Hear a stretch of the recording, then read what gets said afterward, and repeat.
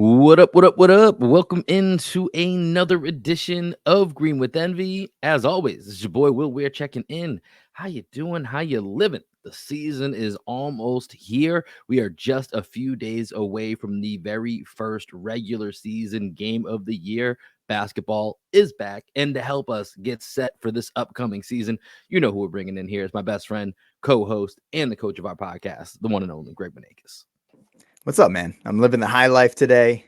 Woo, all Today's right. episode sponsored by Miller High Life, the champagne of beers. Shout out to you guys. Interesting. So first of all, I like the Sunday fun day move. I had a little bit too much fun Saturday night. So Yeah, I heard you're definitely feeling a not, little tender today, bro.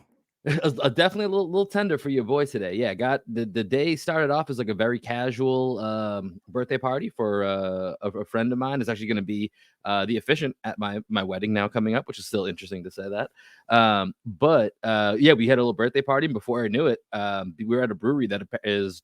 There's a new Austin Beer Works for those that maybe have been to Austin or have drank Austin Beer Works beer. I think it's ever. I think you can find it wherever. But they opened up a new brewery like 2 miles away from my house. Nice. So next thing I knew, yeah, we were back in my house and some extra beers, and I tried to switch over. I didn't want to feel too bloated, so I decided to switch to mezcal / tequila, just like little shot glasses, sipping on it, not obviously like ripping them back.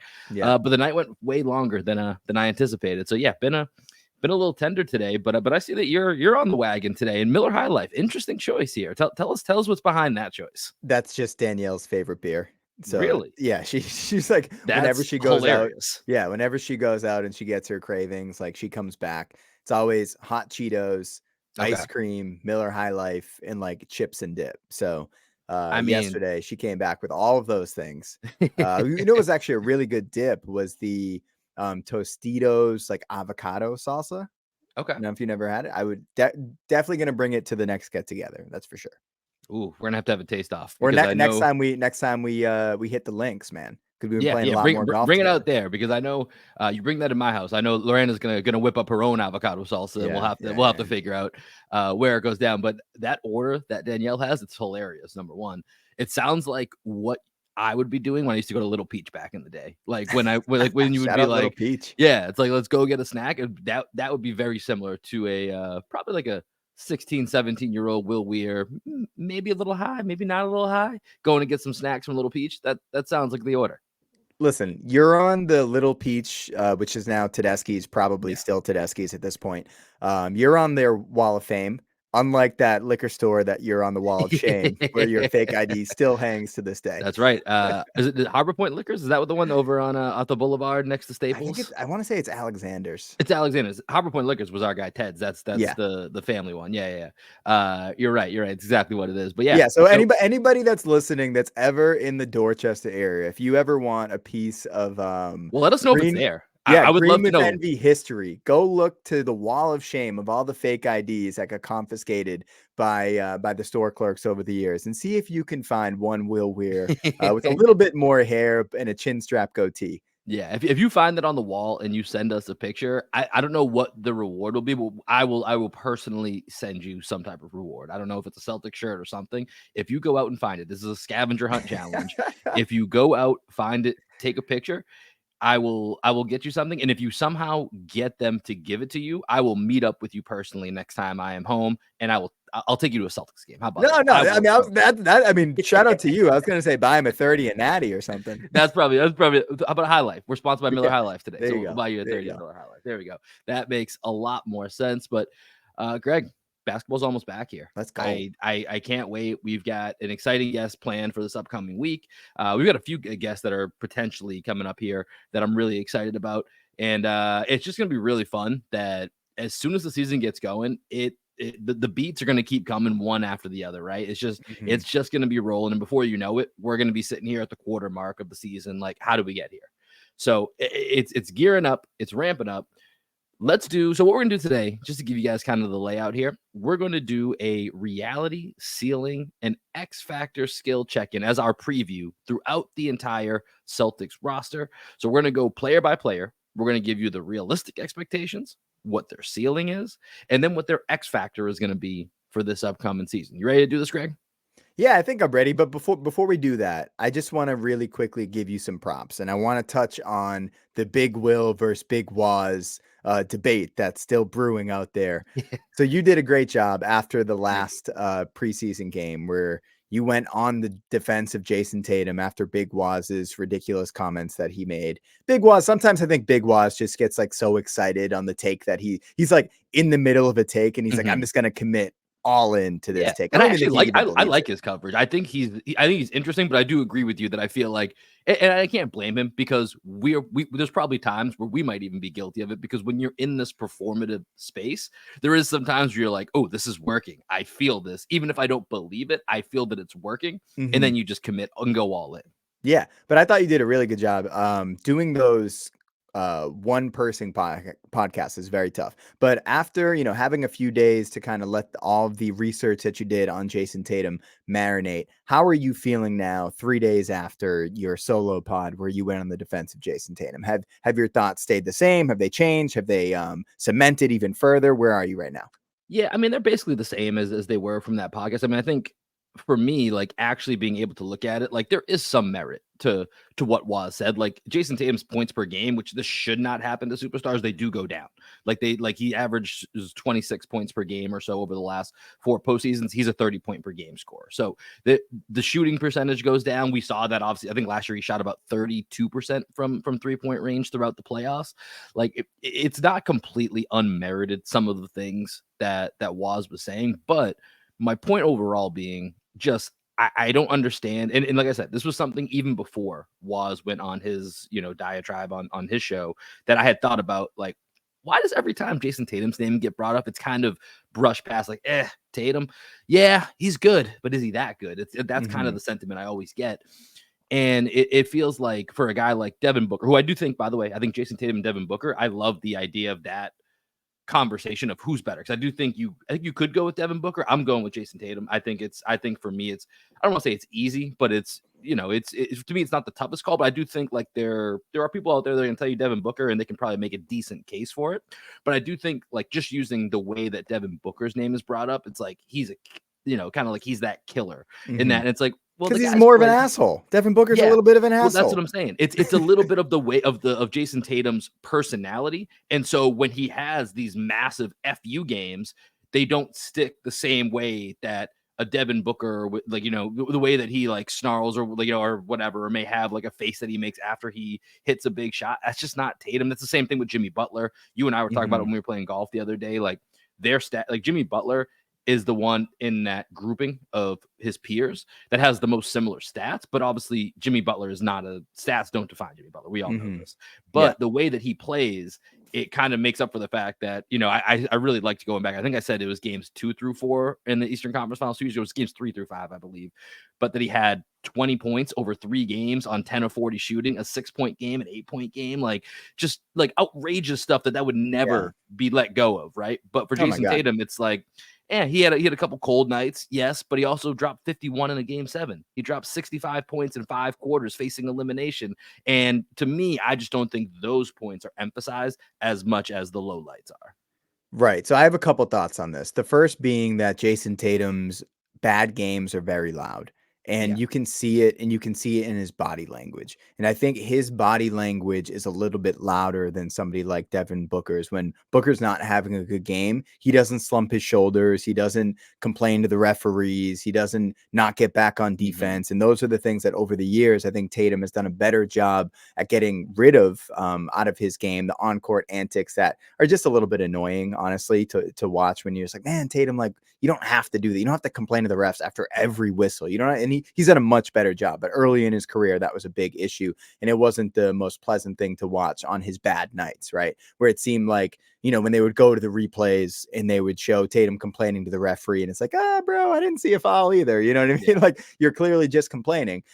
So I think that level, the antics that go along with Jason Tatum's bad games, I think don't sit well with like the casual the diehard NBA fan, but someone who's not tuning into every Celtics game, right? So when Tatum has a bad game on a national broadcast, then they're like, oh man, like, is this what the Celtics fans have to deal with all the time? It's like, no, this happens very rarely, and it is a little bit annoying when it does happen, because it's like, why can't his bad games be 20 points, 12 rebounds, 7 assists, on 5 for 17 that was shooting? One of the things I looked at with Jokic was the only kind of bad series I could find for him. He was like 21, 11, and 5 or something. So he was like slightly down from all of his insane numbers. And so I think the point that you're making, that was part of what I was trying to get as well, is that the Celtics are just in the playoffs and on TV from this national spotlight more than almost anyone else. Yeah. So that's also part of it, is that when you're tuning in, and like you said, you're not locked in always game to game the way that we are. And this is kind of a Celtic problem as well, too, because when the Celtics are bad, it's loud. It's very, everyone that tunes in for 4 Celtics games and 2 of them are bad, they're just like, man, that was really rough. You guys couldn't get a shot off for 5 minutes down the stretch after you had a 10-point lead. And I'm like, yeah, that happens every once in a while. It's not great, but like, obviously, but then we're back in the conference finals again. So I do think and Jaylen Brown fits into this category a little bit too, right? I think when the criticisms of Jaylen Brown come up, it's because it's very obvious things like, oh, he has trouble dribbling with his left. Oh, he fell asleep on defense and someone had a back. It's just things that will jump out to you if you're not like noticing the intricacies night to night. But if you tune in, like you're saying, every once in a while, those are going to be very obvious things that anyone can look at and then jump to and say, well, this is why the Celtics, or this is why Tatum's not that dude, or whatever it might be. Yeah, for sure. And I just wanted to kind of talk about that before we get into the Celtics preview pod. Let's take a break. Let's take a break here, and then we'll jump into our preview here.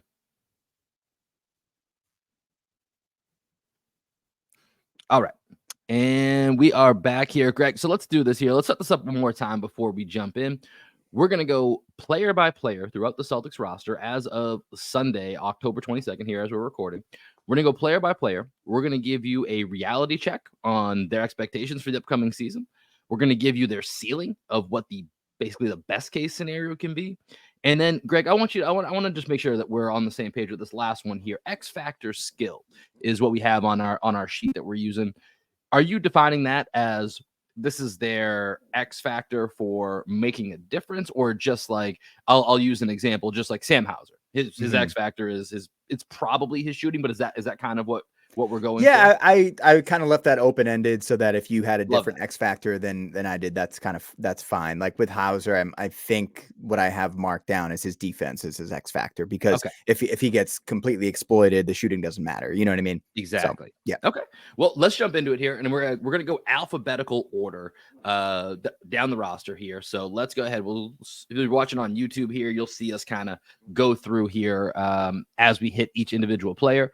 So let's start at the top here. We've got Dalano Banton. Greg, I'm gonna let you start here, because this was the player that we used to preview in our own chat of like what we're gonna do today. So lead us off here. Dalano Banton, what's the reality?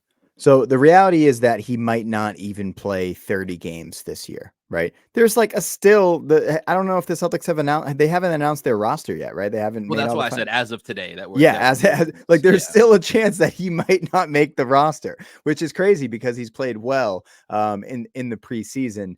He's got a ton of promise, but the likelihood is that he's just a project that's only getting minutes in garbage time, or if there are injuries, right?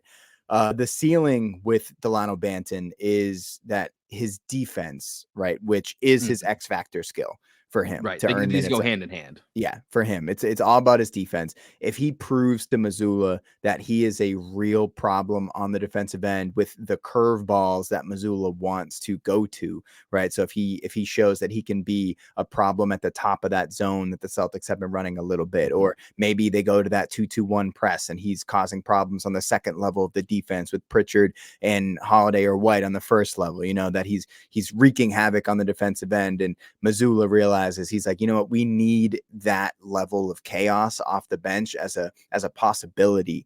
That's his ceiling, is that Mazzulla, whenever he, it's like when the Red Sox used to have to throw out Tim Wakefield, even when Wakefield was kind of past his prime, RIP to our guy, they would just throw him out there because sometimes you just need a knuckleball to throw out there. And maybe Dalano Banton's defense could be that.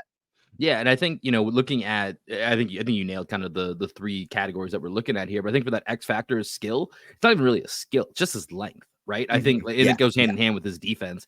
And it's just if the Celtics want to throw out, like you said, in that, we're gonna keep saying we're gonna use the curveball a lot this year because Masula threw it out there and it's just gonna keep coming up. But you can get really weird with a guy who's 6'7" and is technically your point guard that you're Mhm. throwing out there, and you just want to say, hey, let's just go and make our team massive for a minute Yeah. or two here. So let's see what happens when we get, Dalano Banton, Jayson Tatum, maybe Porzingis, Horford, and maybe Jrue Holiday or Derrick White or something out there. And you're just like, we just want to be really, really big and have a physically imposing presence on whatever team that we're playing. That's where I think Dalano Banton can really make or could really be a difference potentially, if he's on this team here in a couple days. So with that, let's go to the next guy that we have on the list here, and we're gonna go to Adam's favorite player. So Adam, I know you would have some glowing reviews here to jump in with, but let's go to O'Shea Brissett, and I'll start this one off for us here. Okay. I think the reality for O'Shea Brissett is that he's your 9th to 10th guy. Mhm. I do think as of right now, I'm kind of projecting. I don't know if he's going to play every game, but I think he's going to play close to every game, a few minutes.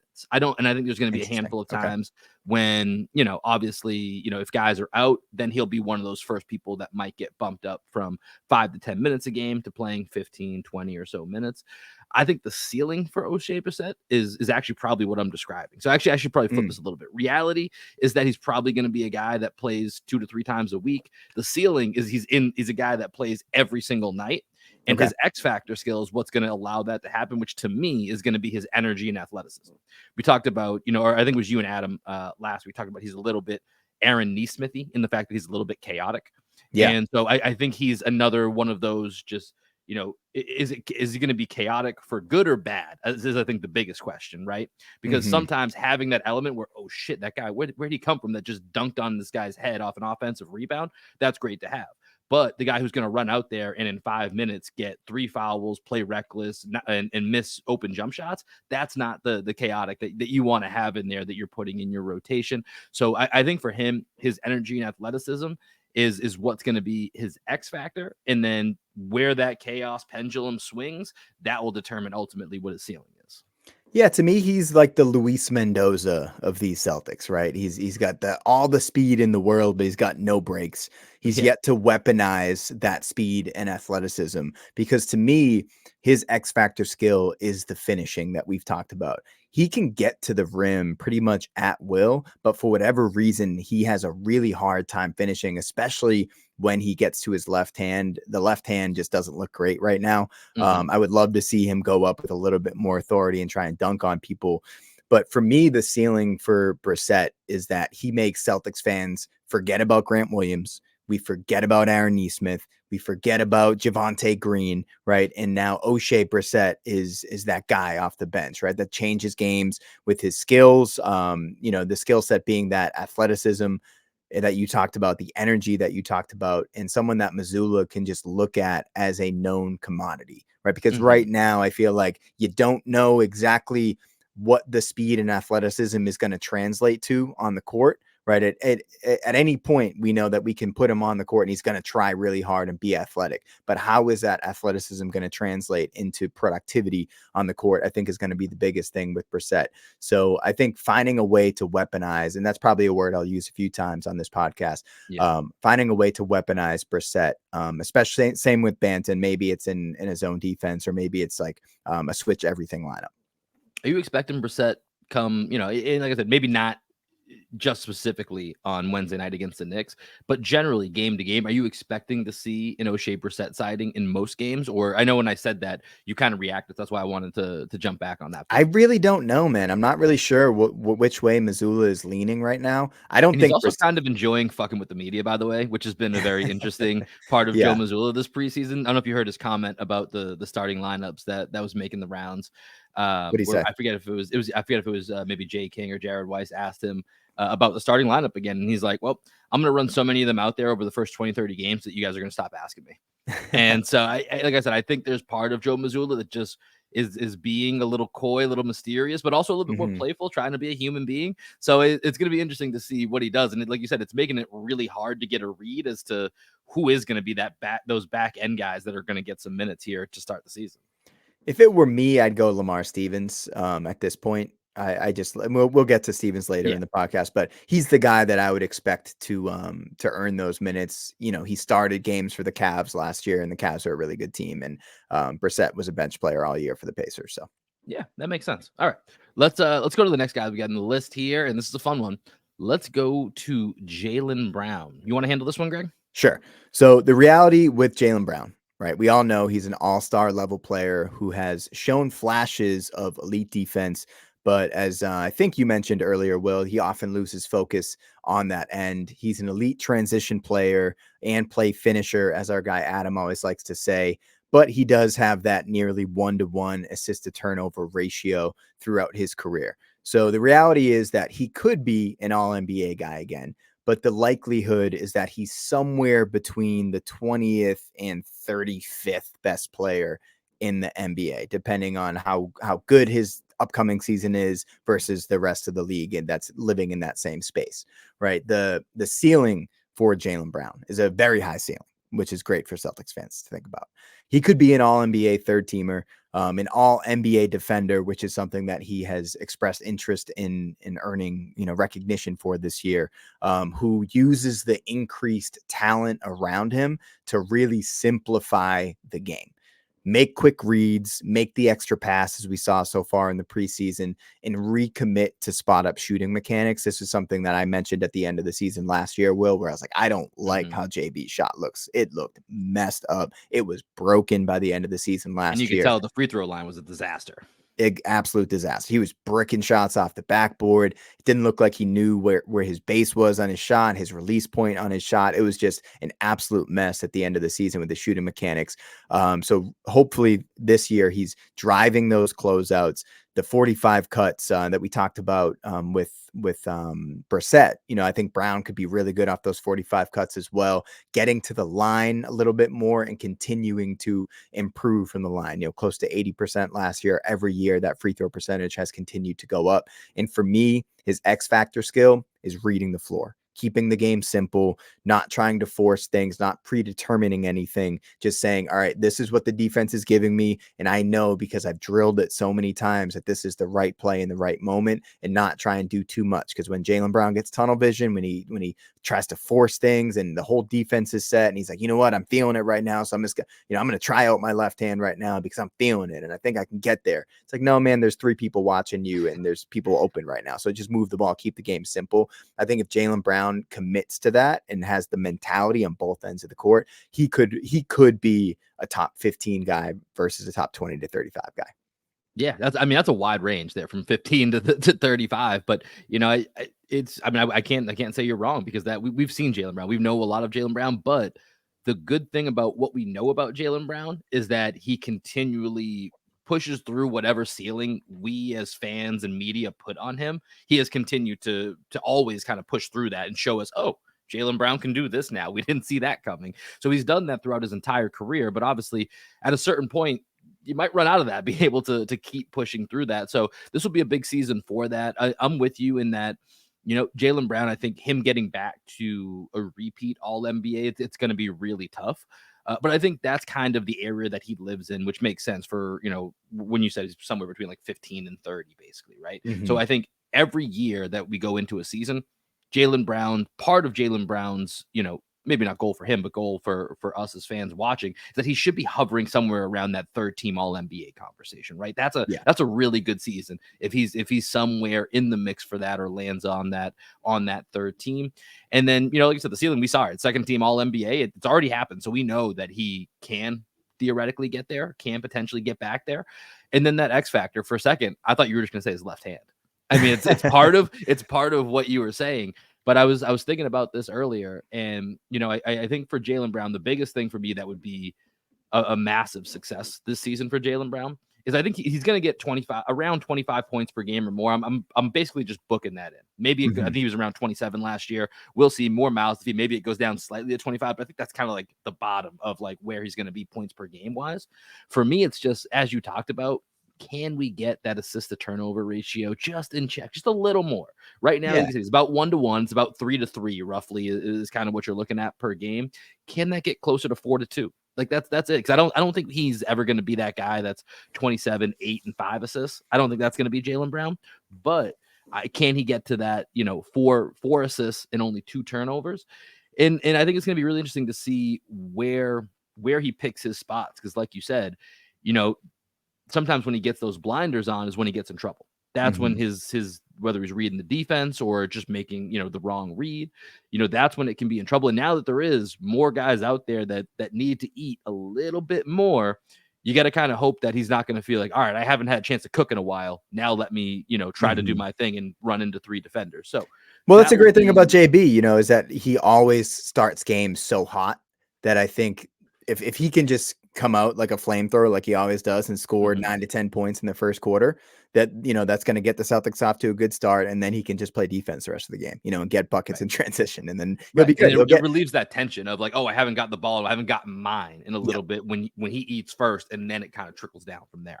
For sure. And I would say the bottom of where I expect Jaylen Brown's points per game this year to be actually more like a little bit more significant than that. I could see it being around like 21 points per game.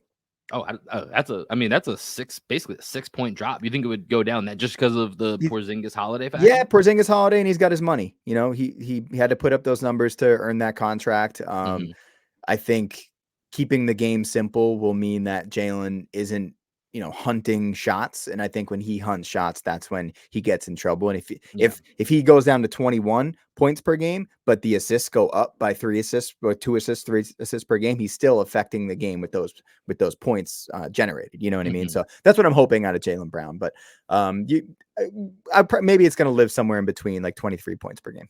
Yeah, could totally see that. But it'd be a fun year it's gonna be a big year for Jaylen Brown. We're gonna talk about this a lot. I think there's a 2-year window, and he's a very big part of that 2-year window. So definitely. We'll come back to that. Let's do one more guy before we take a break here, and then we'll come back and do the rest of the team. Let's go to Sam Hauser, and this is who we kind of started this with. So his reality, his ceiling, his X factor. Reality for me, I think he's in the rotation. I think he's a solidified rotation guy. If I'm looking at the Celtics roster here, I think there's 8 guys that I expect to see every night. Sam Hauser's that 8th guy. He's the guy that I expect to be in there, every single night until he's not, at least to start the season. And, the ceiling for him is, can he keep that up all year? I think right now, heading into the season, he's part of that 8-man. And I think the goal for him throughout the season is, how do I not get removed from that 8, so there's not a question of maybe it's Hauser tonight, maybe it's Svi, maybe it's Brissett, whoever it might be. It's how does he hold on to that spot? And a lot of that's going to be with his shooting. And I think you already mentioned it when we were kind of setting this up. That X factor is his defense, right? Can he hold up defensively? We know the shot. We know the shot for the most part will be there. There was a part last year where it got a little bit streaky at times, but for the most part, I think just if he knows that he's going to be in there game to game, I have enough confidence in that shot that I think it will hold up. But it's going to be defensively. Is he going to be okay to be on an island, especially if there's going to be games where, maybe we're missing Porzingis or a Horford to protect the rim? Like, you're going to need to be able to stand up on the perimeter and be able to, stop the offensive player from getting into the lane. So I think for Sam Hauser, that's going to be the biggest determining factor. Yeah, I think that's spot on. I would, add on with the reality is, are we overrating Sam Hauser as Celtics fans? People that watch him every night, and we see the promise of on the defensive end, you can't hunt Hauser, right? You can try, but you can't hunt Hauser. The 3-point shot that we've seen that's been a little bit streaky, as you said. The playmaking that he's flashed in the preseason. Like, is this just us watching him and we're like, oh, but we can dream on this guy because he does have these moments? Or is he really in the class of a Max Strus, of a Duncan Robinson, of a Dougie McBuckets, like all these guys out there that can shoot? If we want to go cross-racial, is he like a Malik Beasley? Is he a Buddy Hield? Like, there's all these other shooters out there that exist that I think some Celtics fans have convinced ourselves that he could be this thing. The reality is he might not be a real NBA rotation guy, and that's a possibility.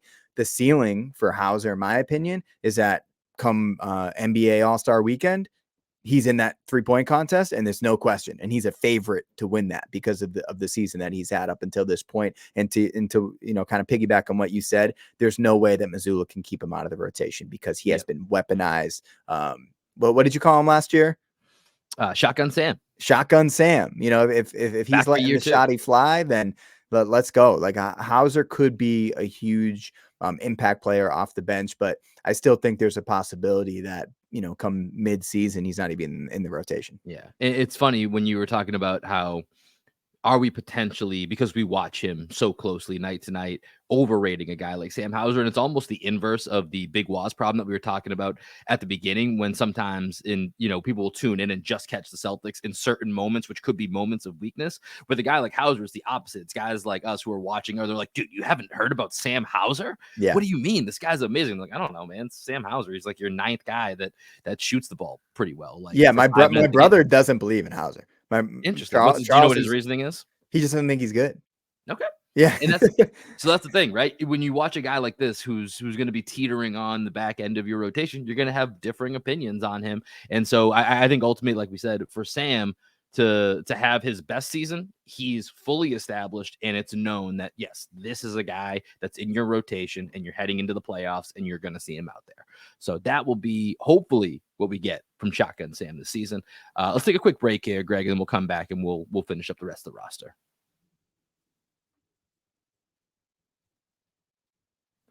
All right, Greg, let's go on to one of the new additions to the Celtics here.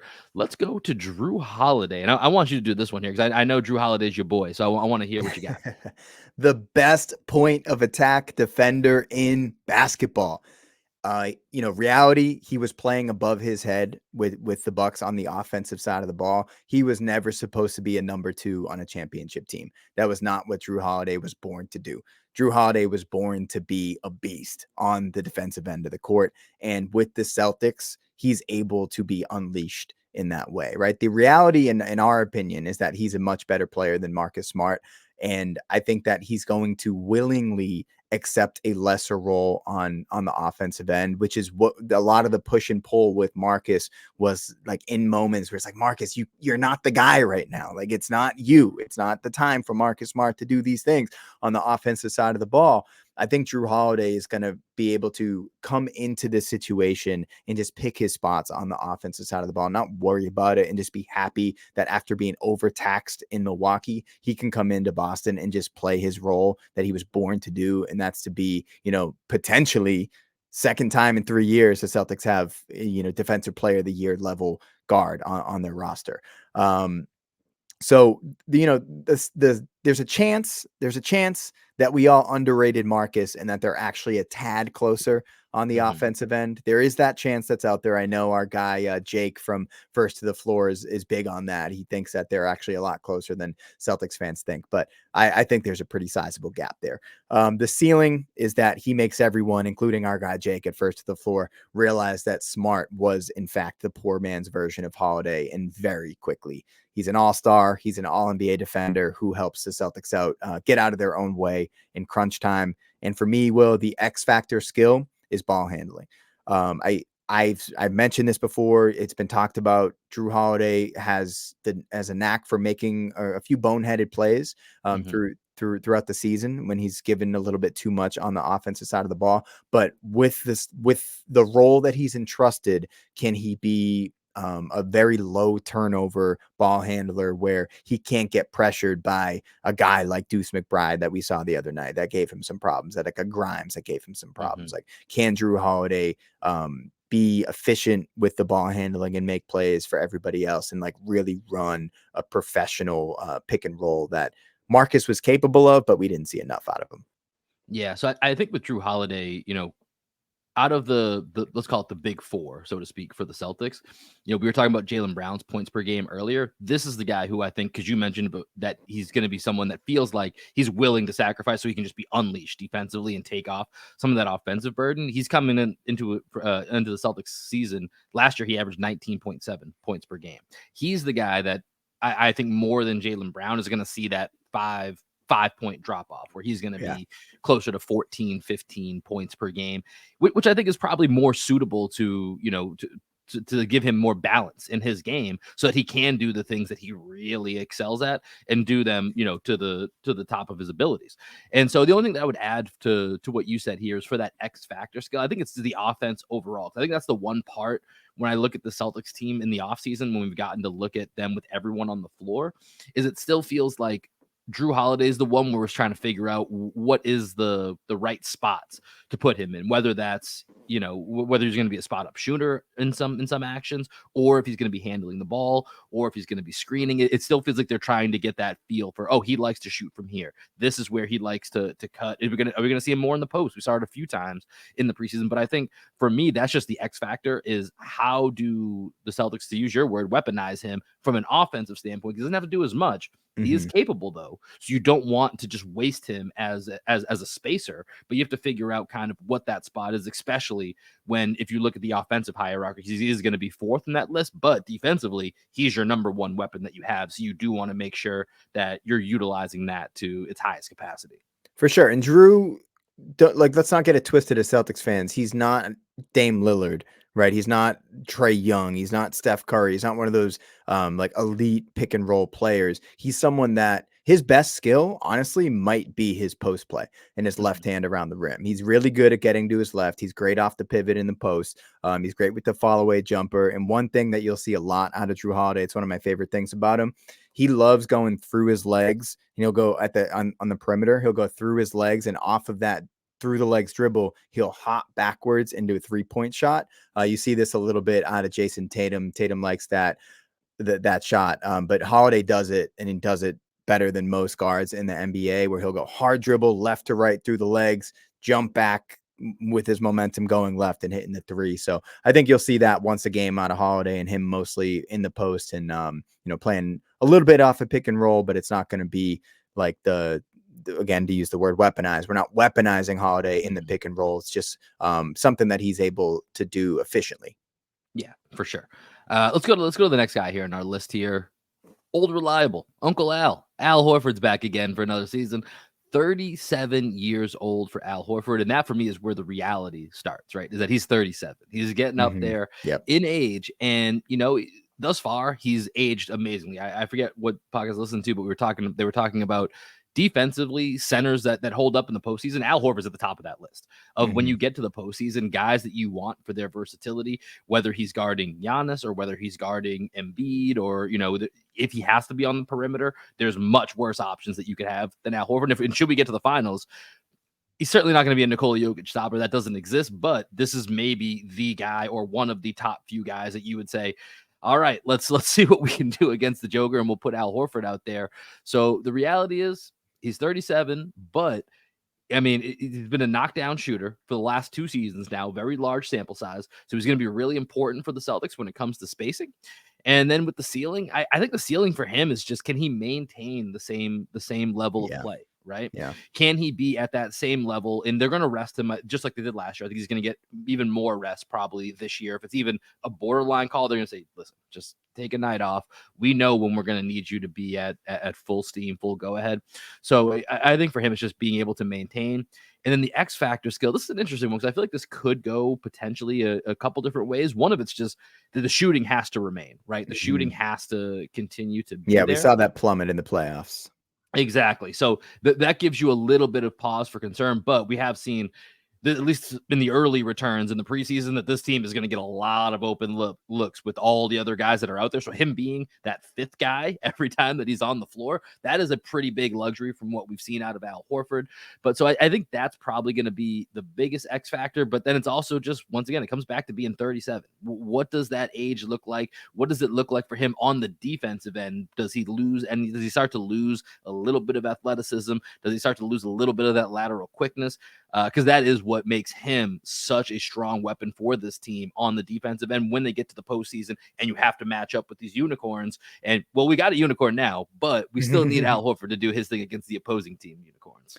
Yeah, that's actually what I had as his X factor skill, was his lateral quickness. But yeah, I think you covered it with Horford. Let's head on to our guy, Luke Kornet. Reality with Luke he probably shouldn't be playing meaningful basketball in the NBA. That's the reality. He is a solid drop defender, has an above average IQ as a screen and roll threat. So he's good at what he does on the court. But, if we have championship hopes, the reality is that Kornet's not going to be getting any minutes in the postseason. He's an 82 game player, right? Yeah. Ceiling, he actually proves that he does belong in the NBA, proves us wrong, right? He outplays Queta for those backup big minutes. He learns from Porzingis, who's one of the best drop coverage bigs in basketball, and becomes a real weapon as a third big who can give the Celtics 10 minutes a game of above average rim protection. Because Kornet's huge. He's like 7'2", does a really good job just being big around the rim, using the rule of verticality. So I think having Porzingis on the court, who does a lot, has very much the same skill set as Kornet on the defensive end, is actually promising for Kornet, as for someone to learn from. And then X factor skill, just to continue with that, it's his drop defense. If he can be above average to good to maybe even great on the defensive end and drop, then he's going to have a role in this team, and it's going to be hard to keep him off the court for those limited minutes. Yeah, I don't know if we'll see it, but I was just thinking I'd love to see some type of just gigantic zone defense where him and Porzingis are both out there at some point, just to have a 7-2 and a 7-3 guy. I mean, I don't think we've ever really seen that, have that type of size on the court. You throw out maybe Tatum at 6'8", 6'9", and then that's really, really big to think about. But, I think you hit the main points with Luke. I'm expecting right now, at least heading into the season, he's going to be the third guy on that center rotation. He's a little bit more solidified than what I was saying about O'Shea Brissett. That Luke, I do expect, even if Horford and Porzingis are playing each night, I still expect Luke to get 5 to 10 minutes just as part of being that 82 game guy throughout the regular season, right? And being able to load manage within a game, not just necessarily the nights that Al Horford's out, but it's how do we take 5 to 10 stressful minutes per night, which will add up throughout the course of the season, that we're not worried about how Kristaps Porzingis lands, that we're not worried that Al Horford has, at 37, we start with like guys like Kobe, they have one injury and then that's the end of it, right? There's not really a coming back from it once something like that happens. So if you can keep those guys a little bit fresher, and that means you're giving Luke 10, 15 minutes sometimes in games that even, both of those guys are available and he's able to hold up, that's a massive win for Luke. That's a massive win for the Celtics. And that's ultimately going to be what, is going to be the difference maker for him just getting playing time, is can he hold up? And then it's going to be, like you said, it's him versus Queta. And we'll kind of see where that plays out, because we don't even know what Queta's final destination is going to be here yet. So we'll get to him. But I think for Luke, I would expect him to be at least the beginning of the season. He's the guy that's going to get those at bats, and then we'll see if he can hold up. Okay, this one can be quick. Let's talk very quickly about Svi. Do you want to copy and paste what we said about Sam Hauser? And if it doesn't work out, well, what I said, reality is that he's Hauser insurance. Right. Yeah, Svi exactly. is Hauser insurance. If Hauser doesn't play well, Svi will get a chance. I think we can move on. All right. Yeah, Porzingis. Do you want to do Porzingis? Yeah, I'll take a crack at it here. With Porzingis, it's all going to come down to health. So the reality is we need him to stay healthy. He's going to be this is where I think the ceiling part actually comes into maybe the reality, because I don't really know where it falls yet. Is he your second or third option on offense? I don't know, because I know you said before in one of our spicier takes in the preseason that, by the end of the season, is Kristaps Porzingis your second best player on the Boston Celtics? So I think that's potentially the ceiling. The reality is, if he's healthy and available, this guy is probably he's the new ceiling raiser, right? We used to say that about Rob Williams. Yeah. That's now Kristaps Porzingis, and that roof has no limit to where it can go to. From what we've seen on the offensive end, he is going to open up everything. If Jaylen Brown is going to cut down on those turnovers and increases assists per game, it's going to be a lot of it directly correlated to what Kristaps Porzingis brings when he's out there, whether that's opening up more driving lanes, whether that's, Jaylen Brown feeling like you said, make that one extra pass. It's going to be pretty easy to feel you're making the right pass if you have Kristaps Porzingis with a lightning quick release at 7'3" that can shoot over absolutely anyone. So the reality is that Kristaps Porzingis has the potential to be the second best offensive player for the Celtics, and that his health is going to dictate a lot of where this team goes. Ceiling, he might be back in the All-Star game. I think that's kind of the ceiling that I'm looking at for Kristaps Porzingis. He's back in the All-Star game. He falls into that Jaylen Brown fringe third-team All-NBA conversation. I think that's the ceiling. He plays 65 games, and he hits those two markers. That's kind of the ceiling that I'm looking at for Kristaps. And X-Factor skill, it's going to be probably a little bit. You mentioned before, he's one of the best drop defenders in the league. I think at times, even we've seen a guy like Tyrese Maxey can even a guy who's great at it can get exposed by someone who has that specific skill set. So I think when you look at playing Tyrese Maxey, when you look at whatever the hell the Bucks are going to look like when we get to see Dame and Giannis, those are going to be some interesting matchups that are going to be a little bit scary. So I think it's how does he hold up against those elite guards? It's going to be for me the X factor with Kristaps Porzingis. Okay, yeah. For me, I went a little bit more nerded out a little bit more on the X Factor skill. I went with his pick a short roll decision making. This is something that Adam and I have promised to talk about a little bit. Well, when we get a little bit more game film on it, but we will. But in the preseason, I saw flashes of Porzingis looking really good in the short roll. And there was one game, I think it was the second game he played, where people were stunting hard off the corner into his short roll space. And because he's so big, he looked a little clumsy, got the ball stripped a couple times from him. So just that's something I don't know how good he is in the short roll yet. I haven't watched all Kristaps Porzingis in the short roll tape throughout his career. So I'm going to be learning as I watch him this year how good he actually is with that skill. I think part of it is going to be just the how deep the short roll is. So like, is he rolling into the paint or is he stopping just above the foul line? Because I think if he gives himself a little bit more space, and if we can space that out for him just to roll, short roll, easy 15-footer, or is it short roll to 10 feet? There's a guard digging down off the corner, stripping the ball from him. And, he's a little clumsy and in a little bit more of a condensed space. So I think the more space the Celtics can provide for him, obviously that means having legit shooters in the corner, which is why I think it's going to be really important for a guy like Jaylen Brown to hold the corner. For Sam Hauser's really good at that. But, I think any shooting that we can have on the court around Porzingis, a Tatum Porzingis pick and roll is going to be huge. Yeah. And I think it's a great transition to our next guy. Speaking of shooting, let's go to Payton Pritchard. Next on the list, Payton Pritchard. Take this one away, Greg. All right. Reality. Payton Pritchard is an NBA player, right? We all know that. He belongs on a court, but his size is a limiting factor. The ceiling for him, 6th man of the year candidate who shoots 40 to 45% from 3 on 7 attempts per game. Because I think if he's getting 7 attempts per game, that means he's probably getting 15 to 20 minutes per game, right? And he's just getting those things up.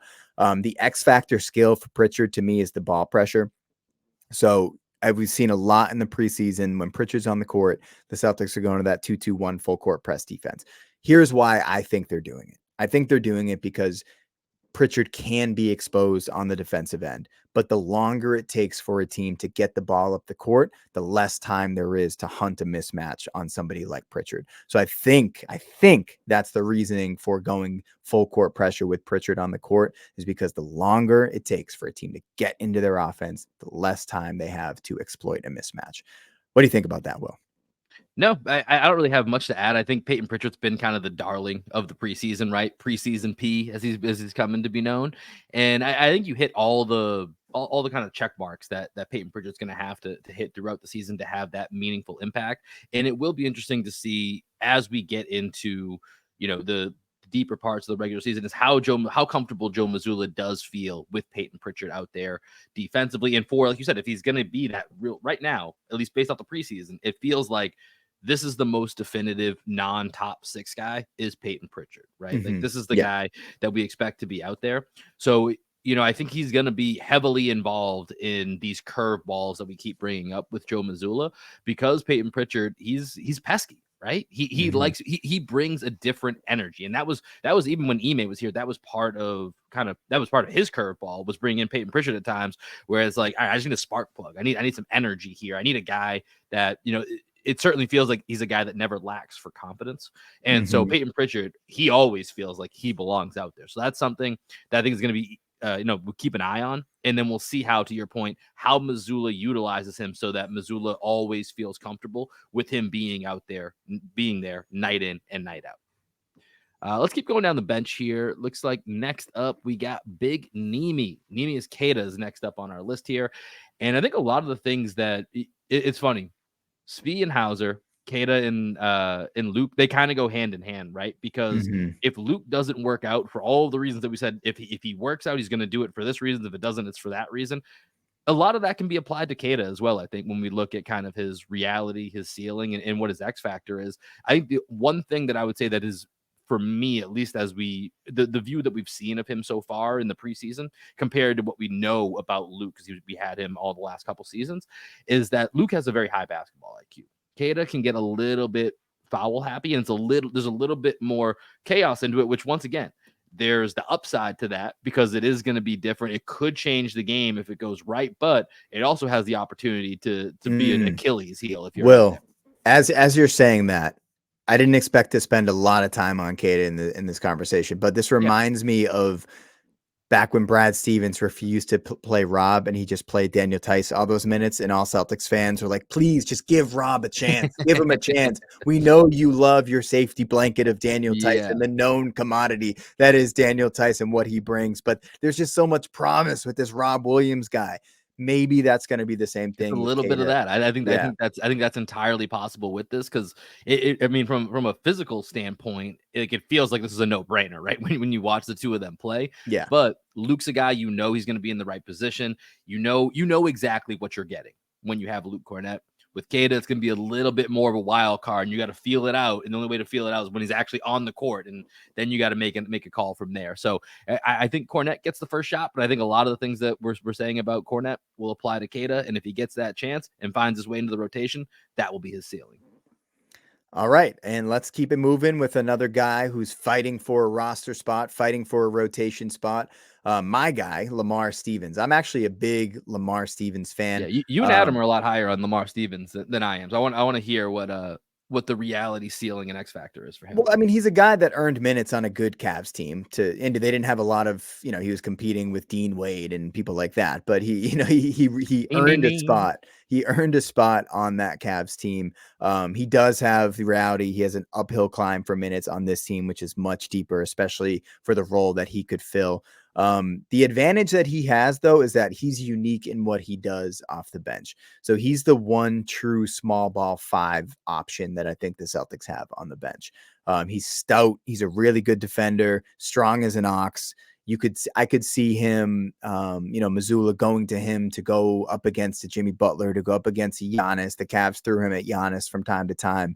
So he's one of those guys that I think with his ceiling, he could earn a spot for like going to those curveballs that we talked about, having Lamar Stevens there, like kind of like how we use Blake Griffin, how we're going to use Blake Griffin last year, like to guard a Giannis in a playoff competition. We didn't get there because they got eliminated by the Heat, but I think Blake would have played minutes if we had gone up against Giannis. I truly believe that. Yeah. And I think Stevens is one of those guys that he's a different type of defender, and he's so stout that I think he needs to be on the roster. And I would be really disappointed if he wasn't on the roster because he is one of those guys that's just a dog. Yeah, I'll be honest. Like I said, he didn't really stick out to me too much in the preseason, but I think from his history of, like you said, he got whether or not you want to ding, obviously the Cavs went and upgraded, or in their mind tried to make some upgrades at that wing position, and that meant choosing, Max Strus over Lamar Stevens as part of that upgrade. But he did get significant playing time. I think defensively, he's going to fit kind of what this team is. I think the offensive side is just a really, really big question mark for me. Well, he's more of an Ime guy than a Joe guy.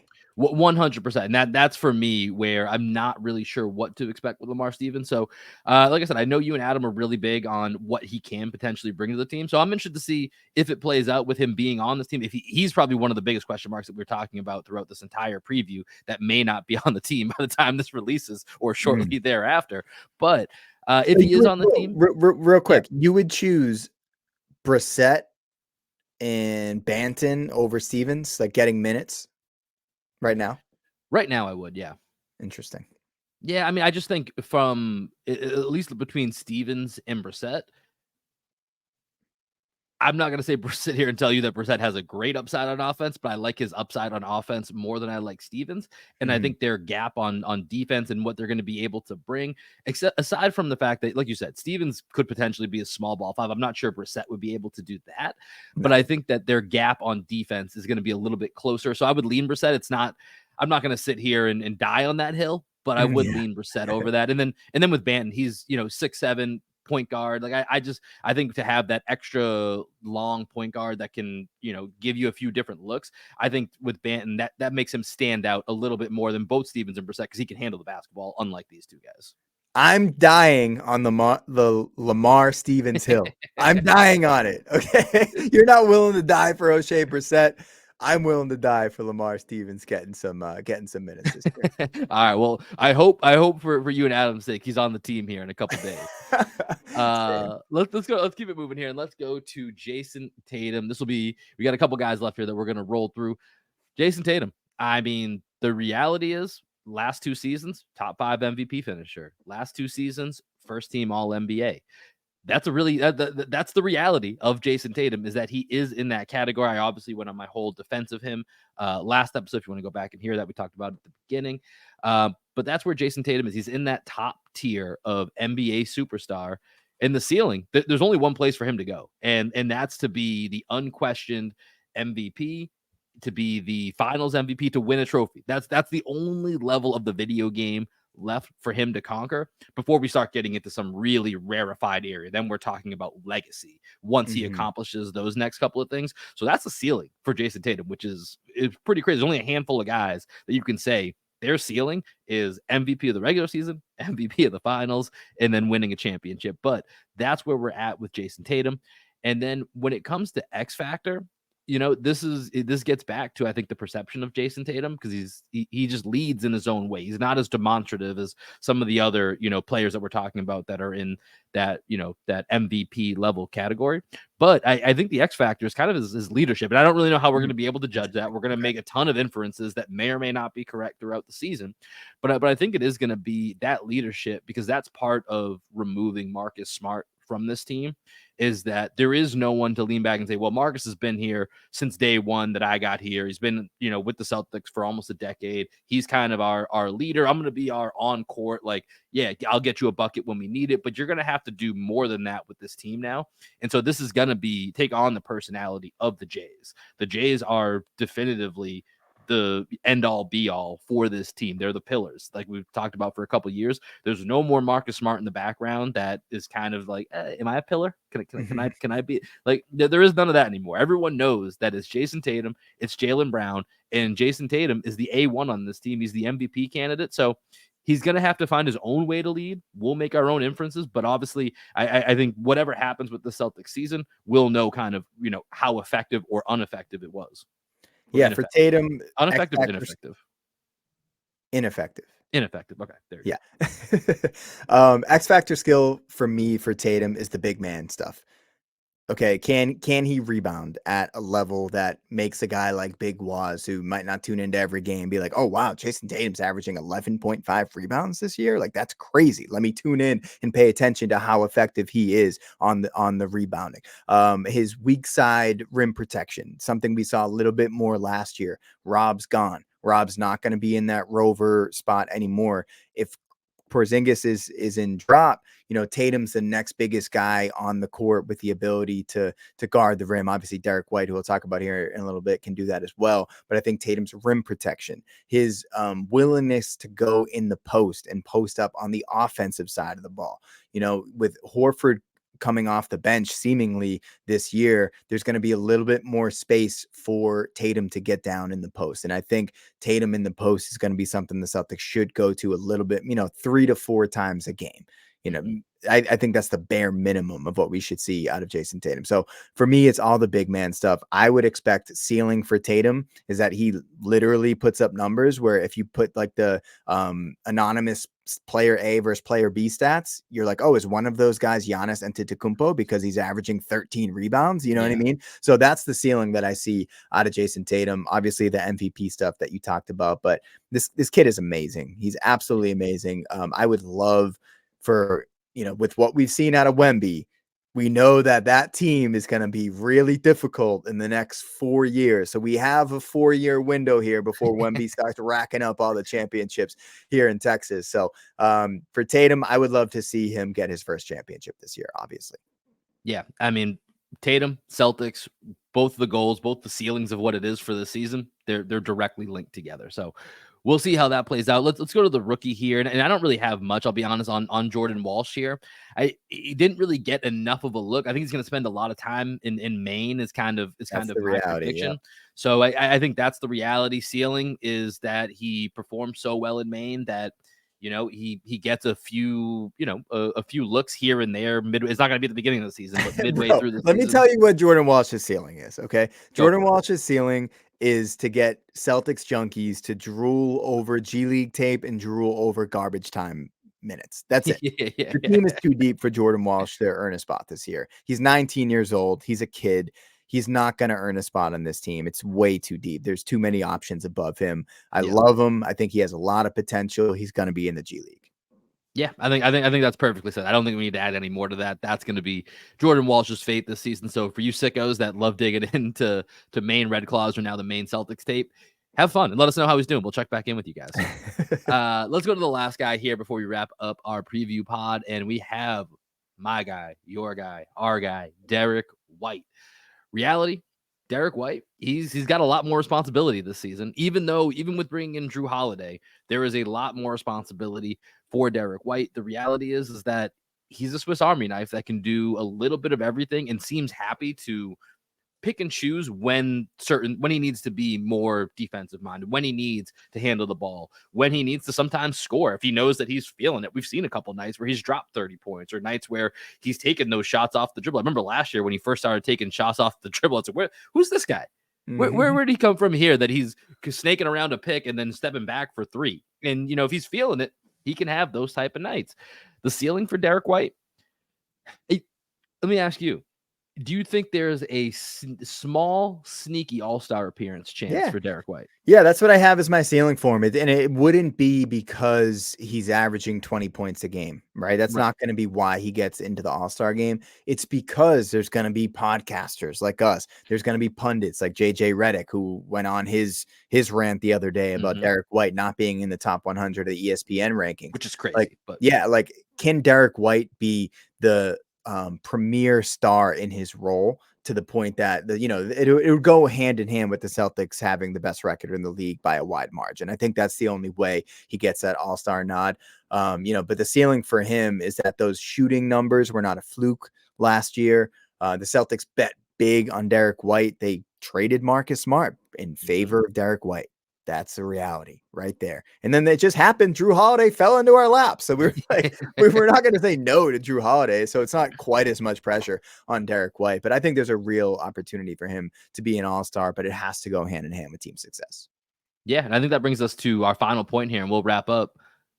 Celtics as a team, the reality, a lot of expectations. I mean, I don't know if they're still in Vegas, the favorite, or if they're co-favorites with the Nuggets and Bucks, but it's basically those three teams. If any team that's not those three wins the championship, it's a surprise because those three teams seem to be the odds-on favorites. So the reality is that the Celtics are one of the favorites to win the title.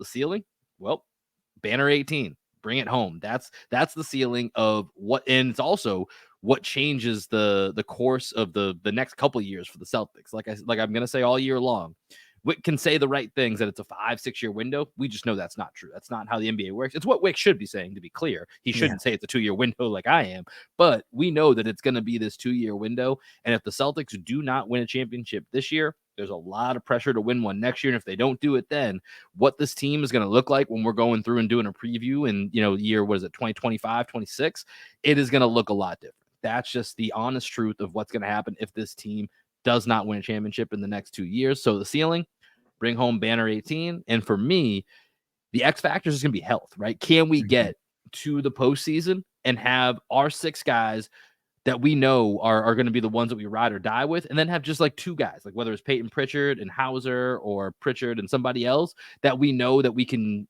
that we can put out there and not have to feel like we're taking away from our team being other. They can get spot minutes. They can get those Bielitsa minutes that will help you get to the championship and make sure that your top 6 is good to go. So that's my reality ceiling X factor for the Celtics. Anything to add to that, Greg? No, man, you hit the nail on the head. I just have one more question for you. So I said I'm willing to die on the Lamar Stevens hill. Give me one hill you're willing to die on about the Celtics this year. One hill that I'm willing to die on for the Celtics this season. I'll die on the. I'm going to go against your brother here. I'm going to die on the Sam Hauser's a rotation guy. I think Sam Hauser is 100% a rotation guy. If we start to get this, and I actually think Svi's looked pretty good in the preseason, but I want all of those minutes going to Sam Hauser. I do not want to see Svi Mykhailiuk out there. I want my guy Shotgun Sam locked and loaded all season long. I love it. I love it. And with that, we're going to play you out with some music from my band down here in Austin, Texas. Make sure you're smashing that follow, subscribe button for Black Sheep and for Green with Envy. You can follow us on all social media at Green Envy Pod. Subscribe to our YouTube channel. For everybody listening on the podcast, thank you for everyone tuning in on YouTube. Make sure you are tuning in for some post-game lives that we're going to be doing. That might be with Will, that might be with me and Will. If it's on the weekends and Adam can make it, he'll be there too. We're hoping to be more interactive with the comments. So anything that you guys can do to help increase awareness of our show coming into the season, we really appreciate it. And with that, here's Black Sheep Optimus. Get this high. Peace, everybody. Peace.